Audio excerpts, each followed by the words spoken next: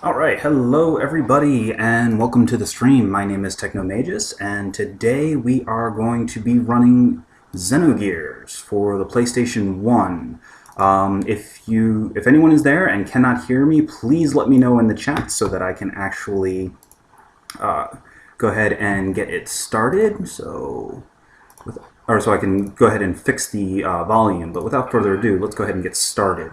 Let's actually get the screen resized and everything. So Xenogears was one of the last games created by the Chrono team when they still worked for Square. Chrono team is now better known as Monolith Soft. They're also the ones who originally they did Chrono Trigger for the SNES and Chrono Cross for the PlayStation 1. A large majority of the members are also responsible for the let's see, where is there? Can anybody hear the volume okay? Alright, well anyway, so they also are a large group of the members were responsible for Monolith Soft, which you may know did, what was it, Xenosaga, as well as, I turn on the controller. Alright, they did Xenosaga and, or the 3 Xenosaga episodes and Xenoblade for the Wii, and the upcoming X for the Wii U. Okay, I'm going to warn you, this game is involved. There is a massive amount of plot in this game. So, I will explain as much of it as I can as we go along while the game plays, but I make no promises to be able to get everything. Because I'm also going to try to avoid spoilers as much as possible.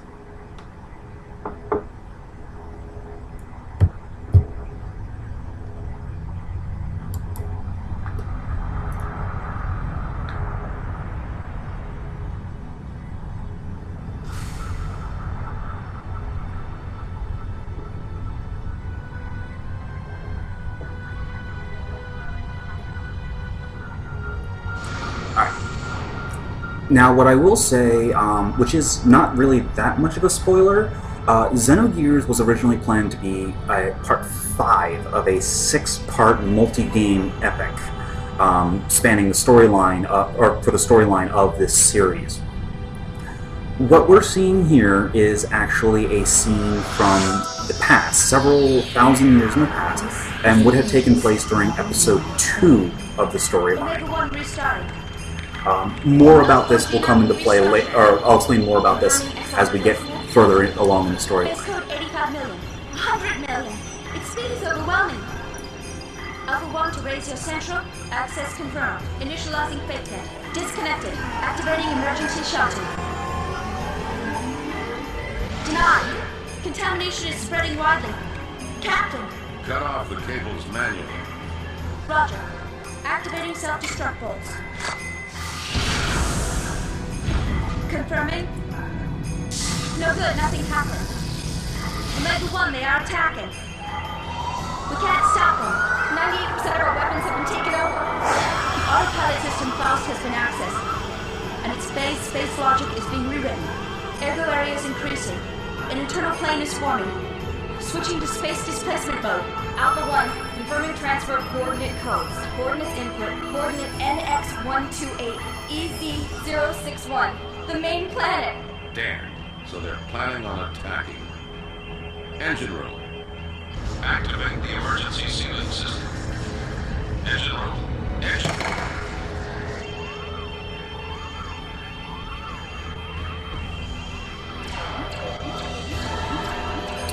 In case you can't read the text on the screen, it is saying, "You shall be as gods," which is also another important theme in the game. Transported to the escape shuttles. I will send a dispatch after evacuation is complete. I'm evacuating the ship. All of you, evacuate now. Evacuate the ship immediately. All passengers please board the shuttles in a calm and orderly fashion.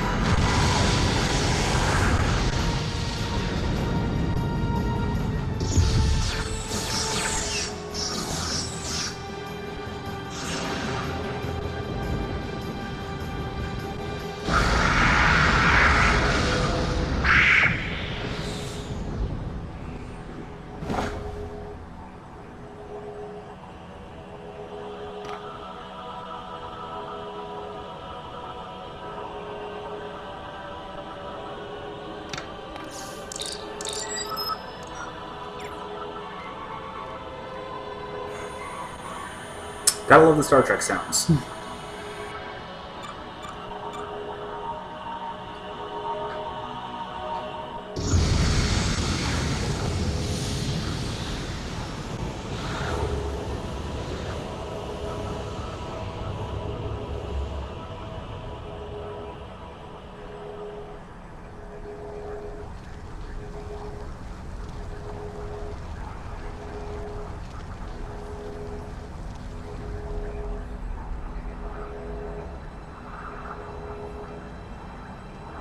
In case you're wondering, every plot point in this game, no matter how insignificant it may seem, does actually become important by the end of it.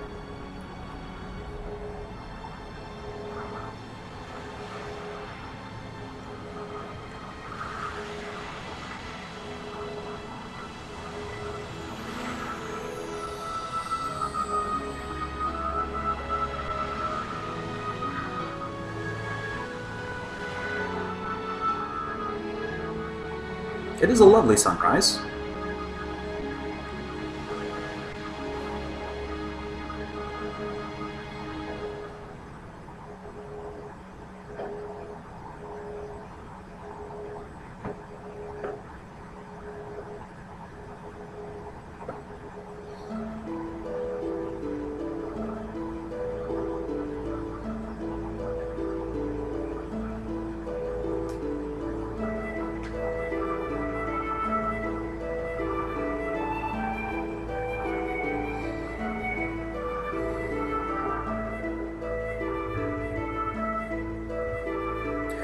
This text is automatic, so.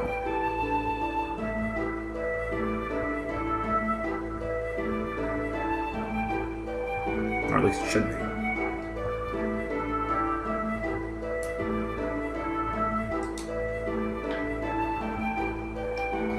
Alright, come on. Advance the text, please. There we go.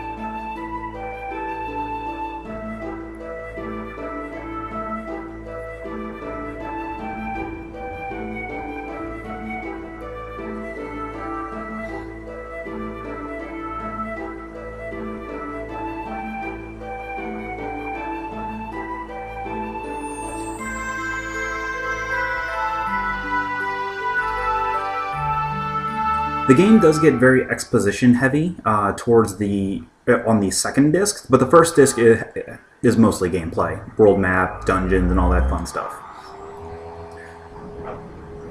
And that is actually due to the severe lack of funding that the game got right towards the end of its development cycle.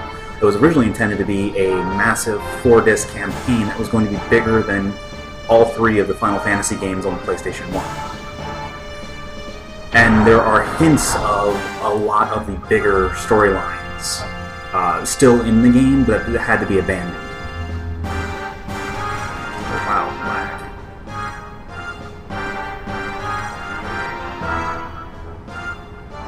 Alright, come on.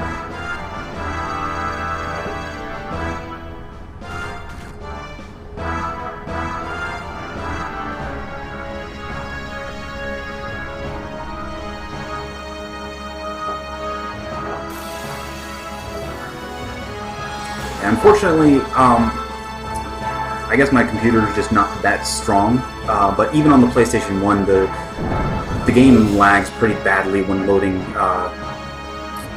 battle scenes.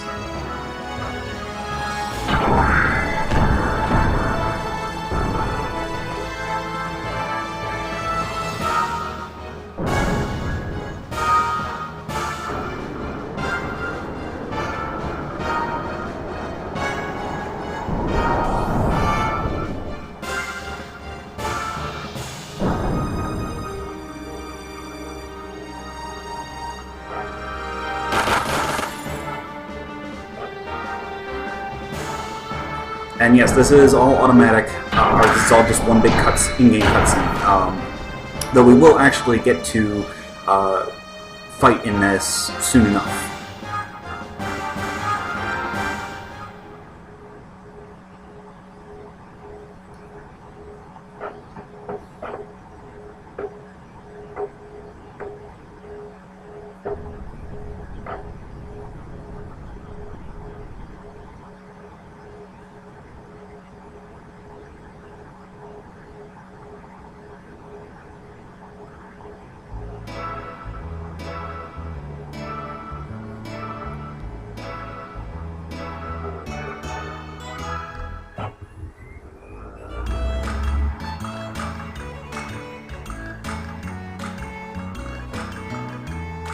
Alright, meet our protagonist, Fei Fong Wong. So basic controls while on the map, you have your normal movement, you can move in any direction.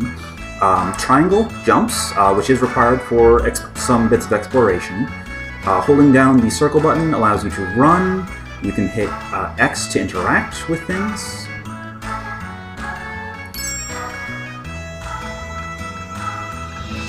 Square brings up the menu, eventually.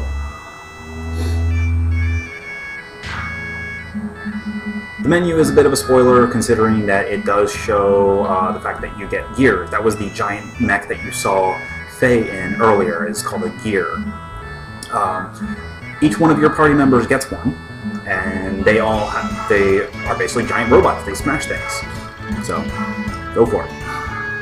But you don't actually get full control over your gear for a couple hours into the game. Alright, so...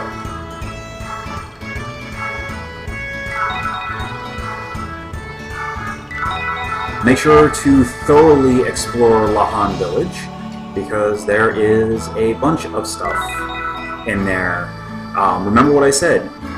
Oh yeah, also, the L and R buttons allow you to change the camera angle. This game came out before the DualShock did, so the thumbsticks do not actually do anything.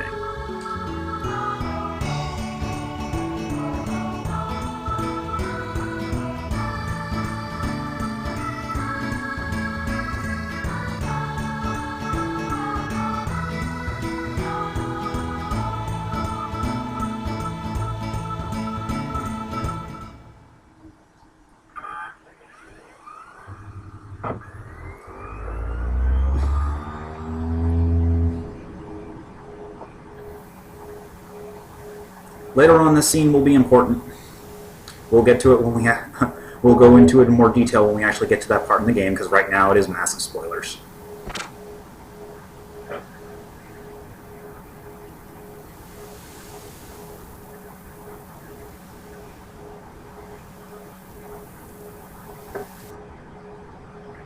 We'll just leave it at Fei has not lived a very good life.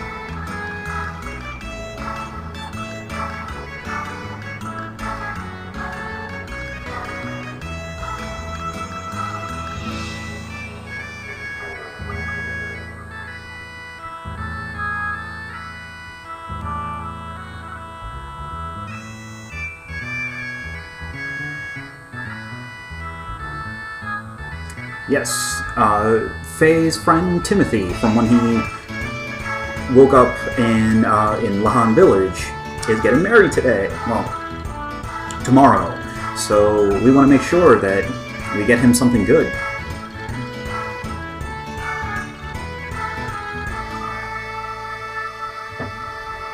Come on, load the...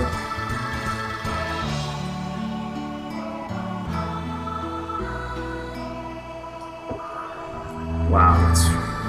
My load times are really terrible.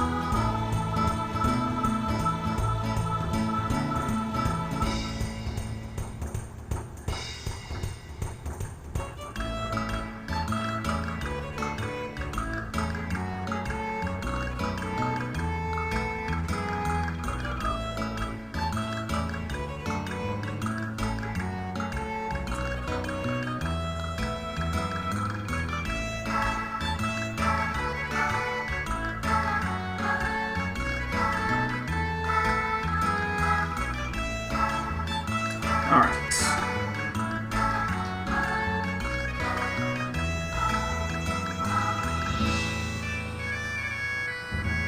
So, Lahan Village actually has quite a few bits in it that come into play later on that you want to make sure that you pick up. For example, the spider web that I grabbed earlier, you want that because that will actually lead you into getting a fairly nice item in a little bit.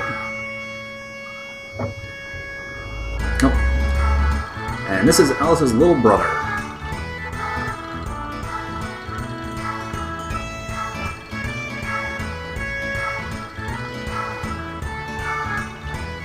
He doesn't like Timothy.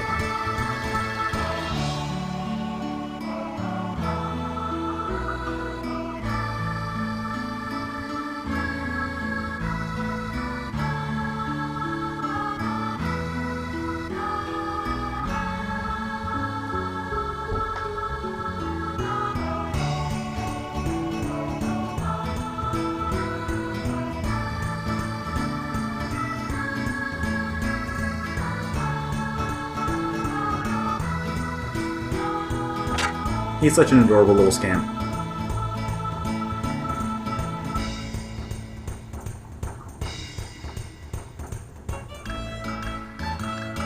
Alright, so let's go out into Lahan Village.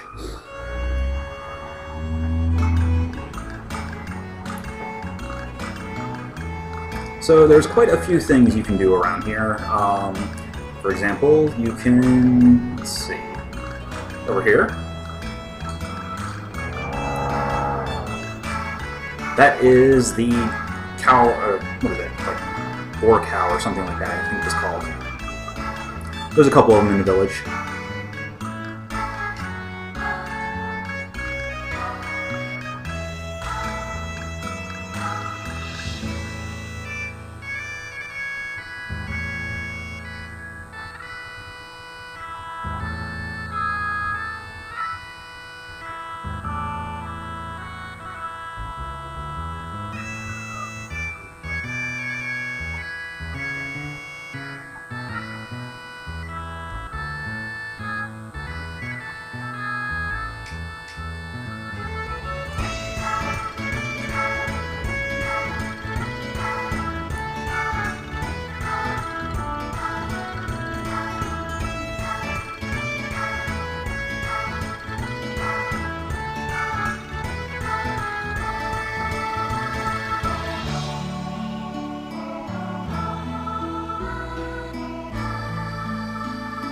And it doesn't really matter what you say to her here.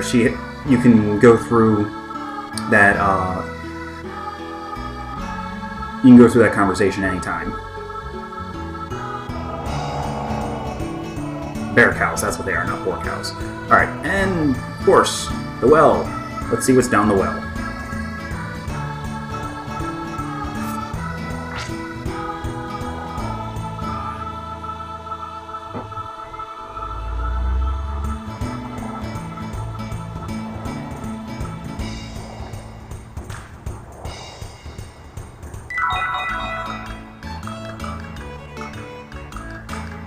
Yes, every time you jump down the well, it will make a well pun.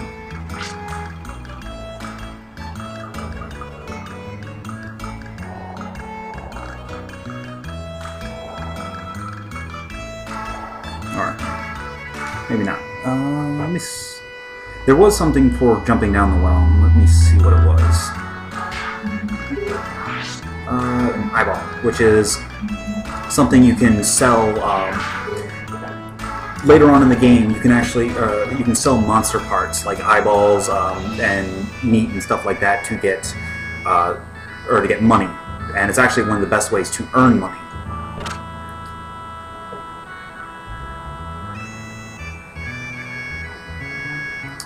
Okay.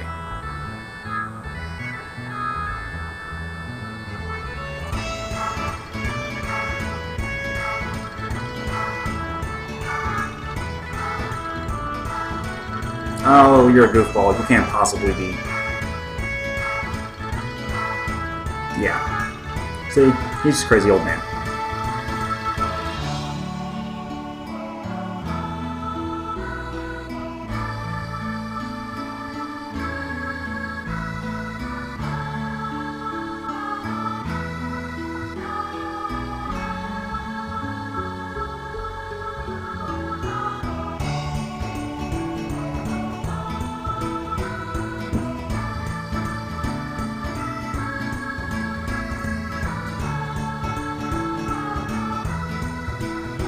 Yeah, so that just happened.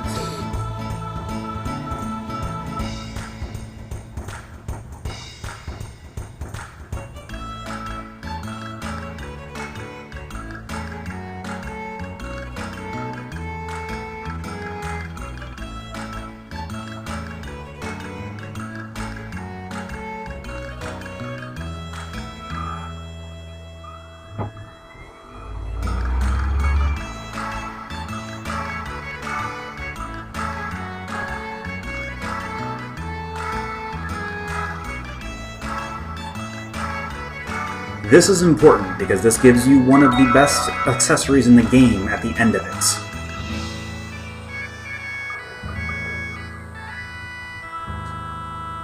You want to make sure to talk to that guy and tell him that drinking won't solve his problems.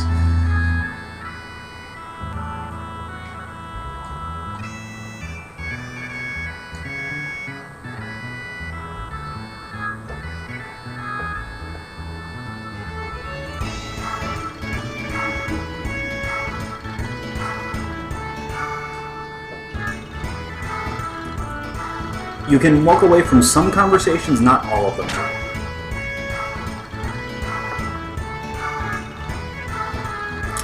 Let's see. This should be the tutorial hut. And there's a reason we want... Nope, that's not it. Okay, so... What is this? This is just a shop, isn't it?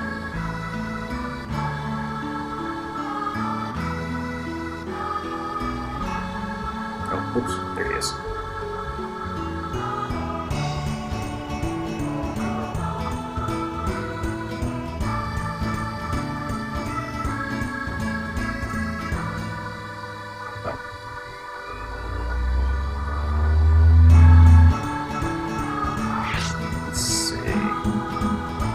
There's nothing we need in here yet.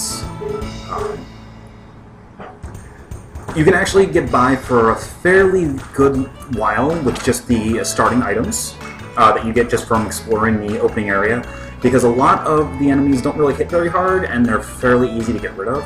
So that's back to the...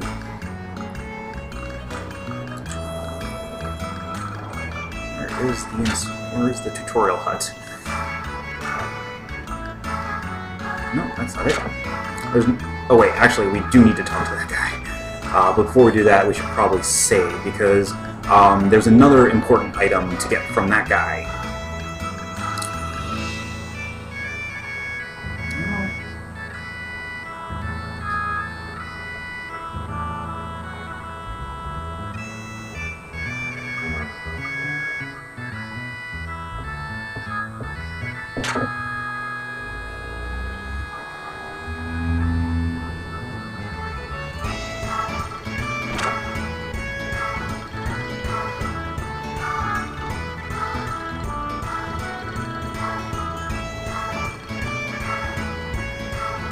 Please bear with me, folks. It has been quite some time since I last played this game, so I'm trying to get my bearings and remember where everything is.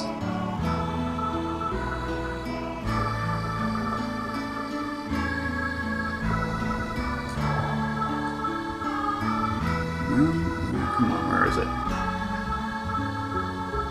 Ah, whatever. Let's go in here.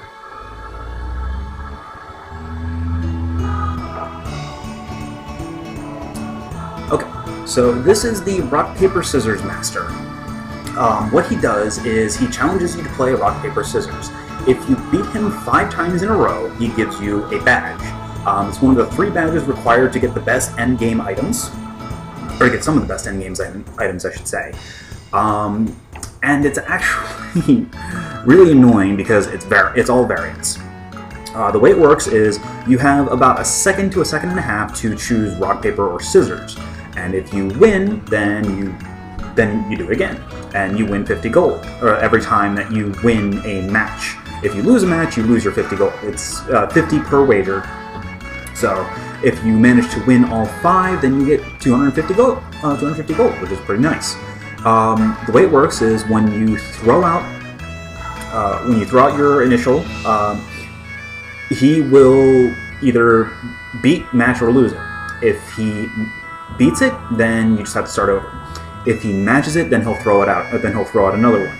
If he loses, then he will not throw out that one again. So it's really easy to get 3 wins. The 4th win is the hardest. So we're gonna actually try and do it.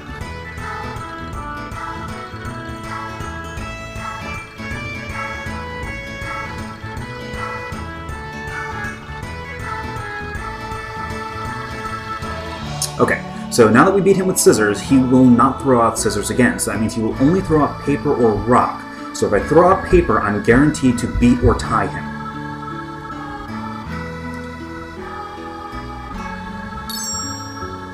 Now, if you leave the room, it resets the counter. You have to do all 5 in a single run through. Okay. So now he just threw out rock, so now he will not throw out scissors or rock. So the next one he is guaranteed to throw paper.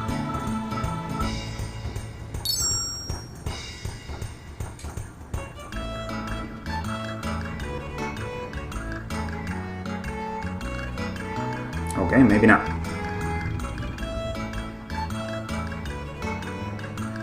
He's supposed to throw out.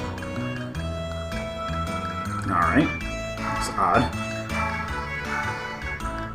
Yeah.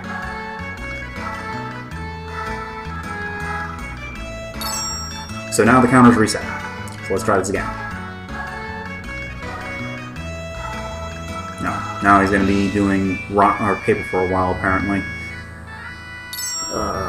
Just took his money back.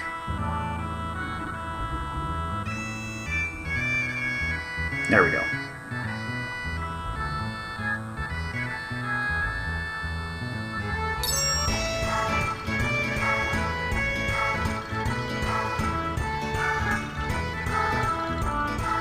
Okay, sometimes the game just likes to troll you. Apparently he is in a paper mood right now. Let's try this again.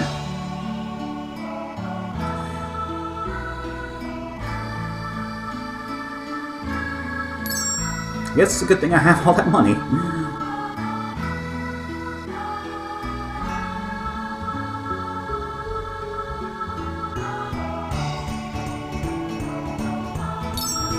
He's not a very good loser.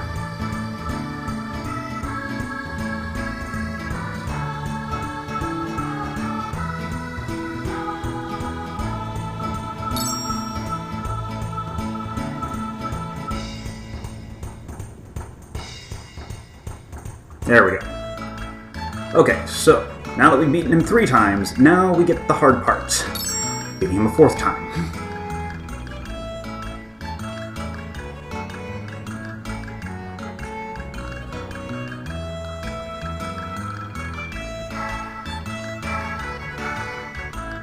No, nope.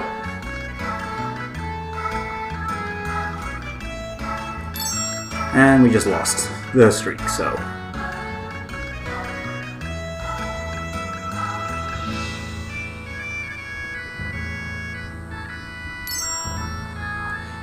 Now, once you beat him the 5 times, he will not play you again, so... Great.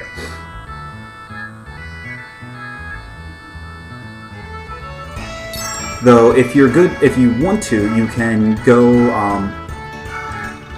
or you can basically beat him 4 times, and then reset, and beat him 4 times again, and you can use that to actually get some money early on.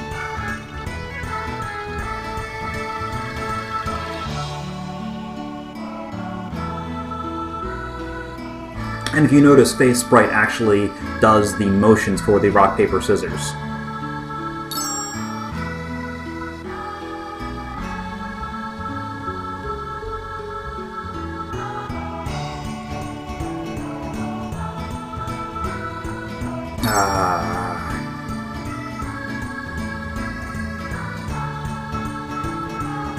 Now the game does not actually input read on this, so it doesn't pick whatever one it wants after you've picked yours. Thankfully, it is actually truly random. Or at least as random as it can get.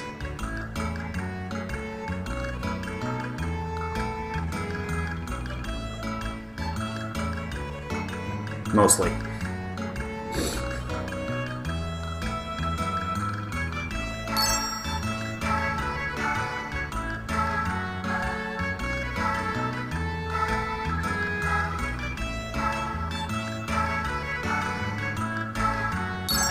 Alright, actually, there should be a safe spot right down here, if I remember correctly.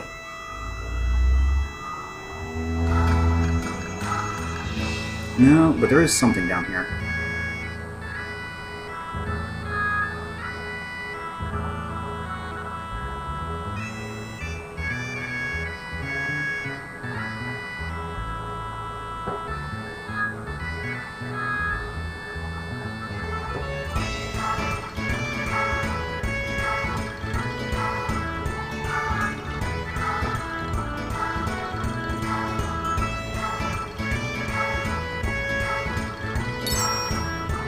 Which is also useful in case you have a run of bad luck against the rock, paper, scissors guy. Gives you 2 more shots against him.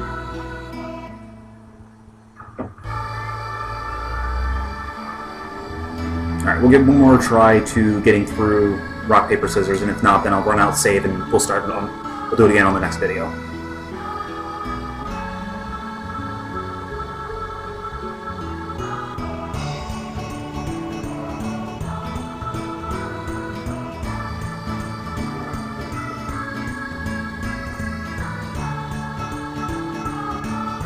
He's also a sword winner.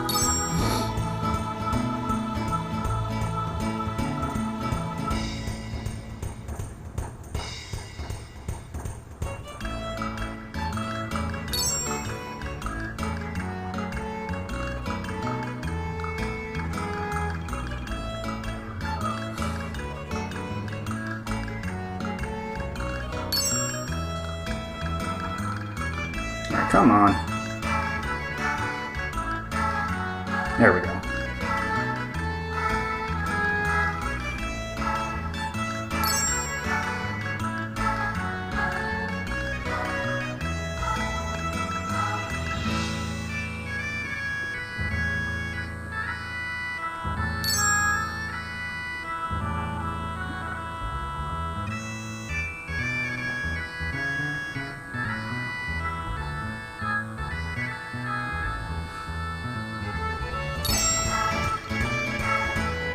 Yes, variance is a pain.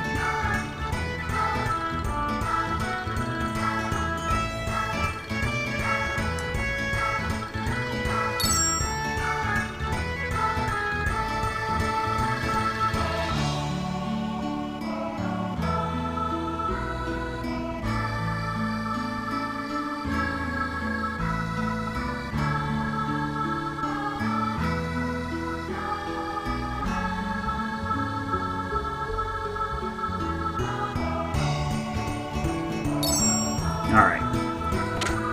Well, this video is getting a little long, so let's go ahead and go and save.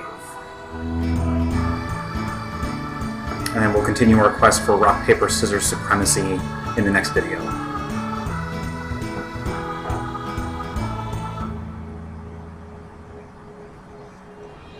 Now, you can either save on the world map or at any save point, which looks like the giant floating yellow pillars.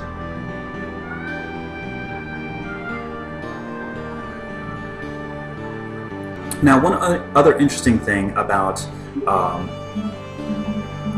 the Xenogears is that you can actually manage your memory card in game. Unlike other PlayStation 1 games, you actually had to go through and you would actually have to go into the PlayStation menu to delete delete and copy data. So, but I'll explain more about that in a little bit. So I'm going to go ahead and break off the video here. Stay tuned for part 2 when we're going to try and actually win rock, paper, scissors. Stay tuned.